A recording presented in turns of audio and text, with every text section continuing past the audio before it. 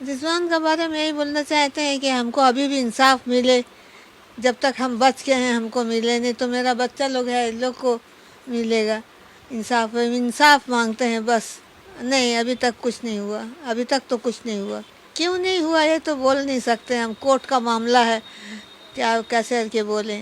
रिजवान के बारे में सीएम के साथ कोई बात हुआ?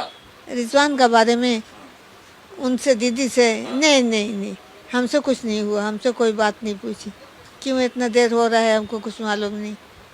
রিজনের কি আপনারা নির্বাচনের হাতিয়ার হিসেবে ব্যবহার করেছেন, ভোট জেতার হাতিয়ার হিসেবে ব্যবহার করেছেন তার পরিবারকে। তার মা চেয়েছিল ইনসাফ, আপনি ইনসাফ দিতে পারেননি, বরং রিজনের হত্যাকাণ্ডে যারা জড়িত তাদেরকে আপনি পুরস্কৃত করেছেন।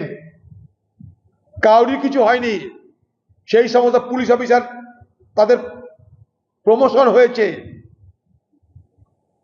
তাই ইনসাফের জায়গায় আপনি না ইনসাফই করেছেন।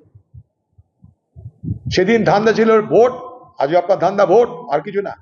ঈদের শুভেচ্ছা জানাতে রিজওয়ানুর রহমানের বাড়ি গেলেন মমতা বন্দ্যোপাধ্যায় এবং অভিষেক বন্দ্যোপাধ্যায়। কথা বললেন রিজওয়ানুরের মায়ের সঙ্গে, জানালেন ঈদের শুভেচ্ছা। ফেরার সময় সাধারণ মানুষের সঙ্গেও শুভেচ্ছা বিনিময় করলেন মুখ্যমন্ত্রী মমতা বন্দ্যোপাধ্যায়।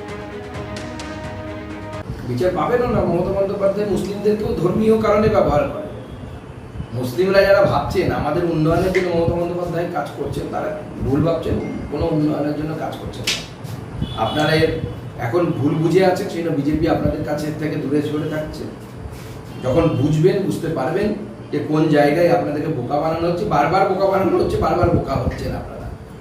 স্বাভাবিকভাবে এরকম বোকা হবেন, কেউ বিচার পাবে না। মমতা বন্দ্যোপাধ্যায়ের ক্ষমতায় বসা, তার পরিবারকে ক্ষমতায় রাখা, এটা হচ্ছে তার উদ্দেশ্য। কোন মুসলিম ছেলেরা চাকরি পেল, কর্মসংস্থান পেল কি পেল না, কেরলে পরিযায়ী শ্রমিক হিসেবে গেল কি গেল না, মমতা বন্দ্যোপাধ্যায় তাতে বিন্দু মাত্র মাথা ব্যথা নেই।